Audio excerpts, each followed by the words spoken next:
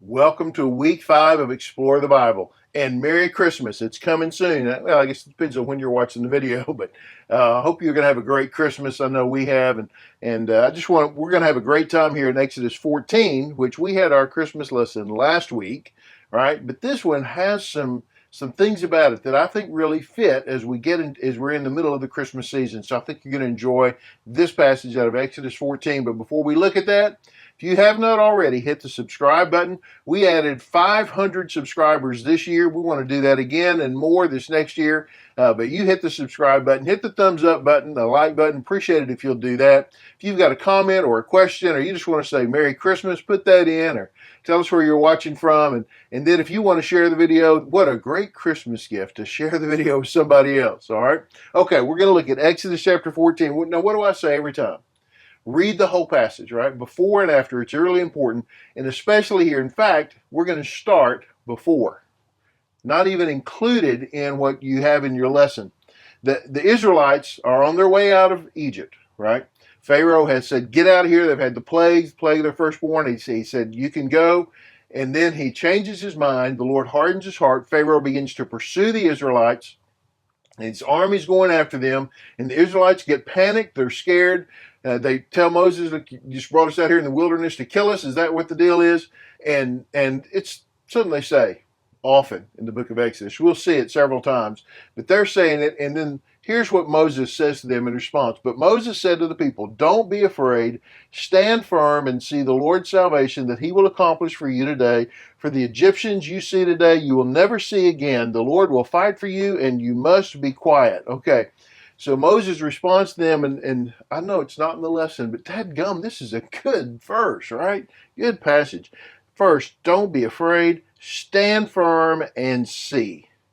Stand firm and see the Lord's salvation. Look what he will do for you today. He says, these guys, these Egyptians, you're never going to see them again, right? So the Lord will fight for you. This one, you want to quote this verse for your kids, right? You must be quiet. Just be quiet. Stop griping. Stop whining. Be quiet. Look, the Lord's going to fight this battle for you. Would you just be quiet? Would you just sit back and watch and see what God's going to do? Now, they are here on the edge of the Red Sea. They're trapped. They sense it. Here comes the Egyptian army. They're trapped. And Moses doesn't know what's about to happen. But he believes the Lord is going to accomplish this. The Lord's salvation is coming today. Even though they couldn't see it, the Lord had promised and brought them here. The Lord was going to save them. Does that sound like a Christmas message? I think so. Then the angel of God who was going in front of the Israelite forces moved and went behind them. And the pillar of cloud moved from in front of them and stood behind them.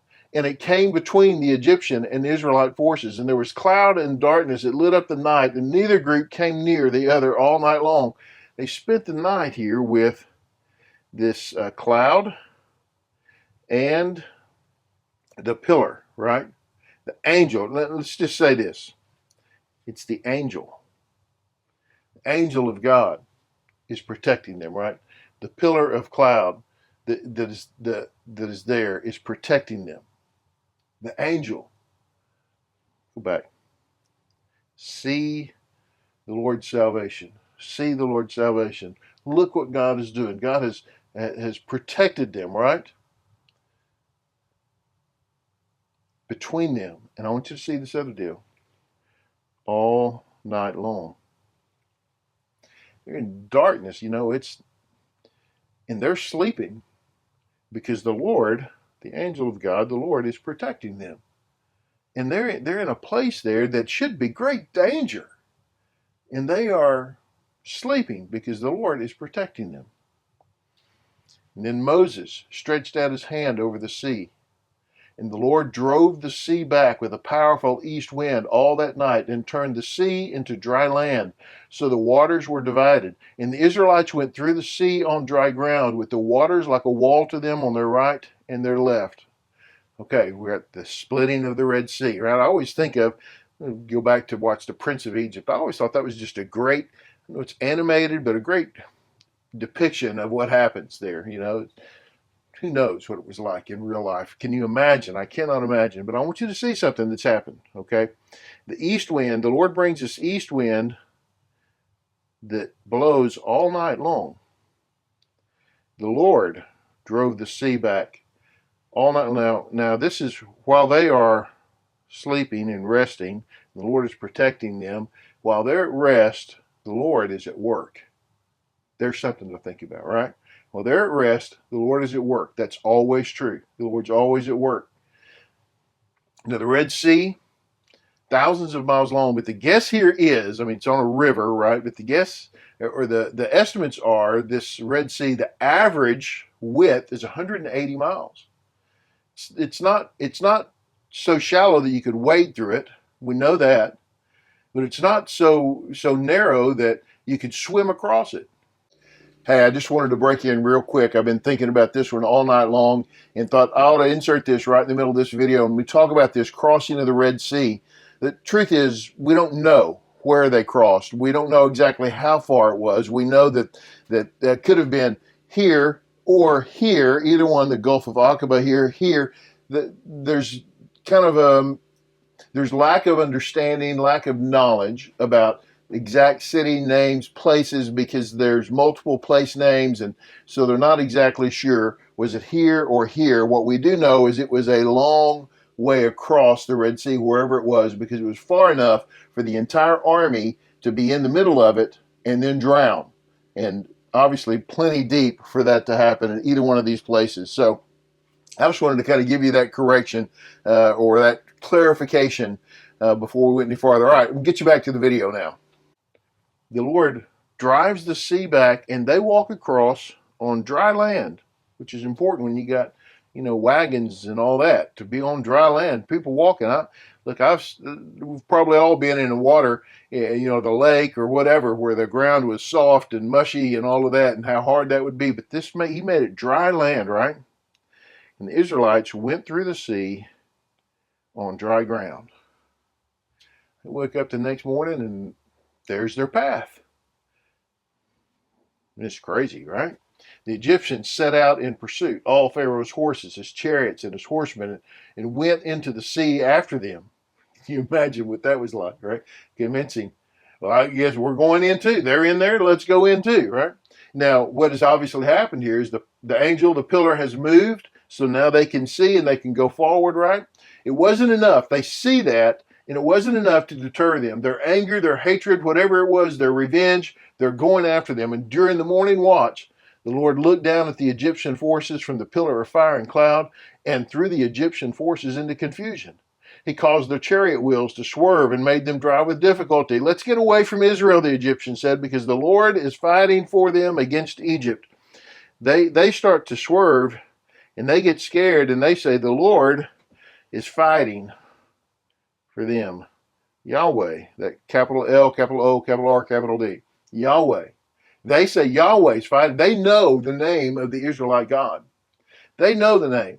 And they recognize that we're in a losing battle here. The pillar of fire in the cloud, that wasn't enough. That was the angel, that wasn't enough.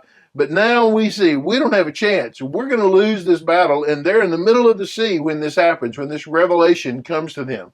They have been traveling all this way. They're in the middle of the sea. And suddenly they're like, we're in trouble. We have picked the wrong fight here, which is amazing to me, right? That it takes them that long to figure that out. But they figure that out. Okay. Then the Lord said to Moses, stretch out your hand over the sea so that the water may come back on the Egyptians, on their chariots and horsemen. So Moses stretched out his hand over the sea, and at daybreak the sea returned to its normal depth. While the Egyptians were trying to escape from it, the Lord threw them into the sea. The water came back and covered the chariots and horsemen, plus the entire army of Pharaoh that had gone after them into the sea. Not even one of them survived. Okay. During the morning watch, early, by daybreak, right, at daybreak, the sea is returned. So they're all drowned, right? We know this story. I want to ask you a question, right? We'll go back. We'll go back here. Here. Moses stretched out his hand over the sea. And then we go here, and the Lord says, stretch out your hand over the sea so that the water may come back on the Egyptians. Okay, why did Moses need to do that? Why did the Lord tell Moses, put your hand out and the water's going to recede? And maybe we get that, maybe, I don't know, but to get to the other side, and they're on the way out, why did the Lord tell Moses, stretch out? Why did the Lord just close the sea down over them? You ever thought about that? You wondered, why was that? Why did Moses have that job? And I think, what we see from this clearly is that the Lord was not just showing his power and his strength and that he was going to save the Israelites, but he was showing them that Moses is the guy that I've picked. Moses is the leader. And look, there is doubt continually among the Israelites about the Lord and certainly about Moses. And the Lord is reinforcing to them here early on, and will do it over and over again, that Moses is the guy you need to be following. He is the leader. They don't always get that, but it is important, right, to recognize that God works through people, even though the Lord is the one doing the work. The Lord chooses to work through people to accomplish his task. And he calls us to be obedient, even when that obedience may seem a little bit odd, like stretch out your hand over the sea. Seriously, that's what I'm supposed to do? And look what happens. Look what God does. Just be obedient. It may seem like an odd thing to do, but just be obedient and trust the Lord. The Israelites had walked through the sea again on dry ground. You see that how many times it repeats this, right? With the waters like a wall to them on their right and their left. And that day the Lord saved Israel from the power of the Egyptians. And Israel saw the Egyptians dead on the seashore. And when Israel saw the great power that the Lord had used against the Egyptians, the people feared the Lord and believed in him and in his servant Moses. You see that? When Israel saw the great power, they believed in him and in his servant Moses. What was this way back here in this verse that's not, part of the study?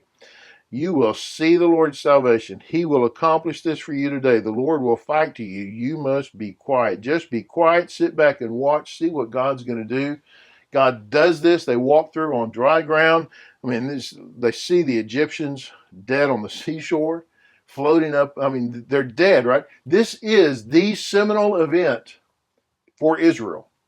This is it right here. And this is the picture, right, of God's salvation coming. And look, we don't always see it. We don't always recognize it. We don't know what's happening. That doesn't mean that God isn't at work, right? Even while we're asleep, the Lord is at work. And the Lord will show his power, and we need to believe in him and in the ones he has chosen to work through. That's his call to them. His urging to them is trust me, but also trust Moses. He's the guy I put in charge. Hey, I hope you have a great week. Thank you for watching. Hope you have a wonderful Christmas. New Year's coming up pretty soon, but Christmas, let's enjoy it all. Celebrate the salvation of the Lord. That's what Christmas is about, the salvation of the Lord. All right? And tell your kids, hey, you need to be quiet. All right. Hey, we'll see you next time.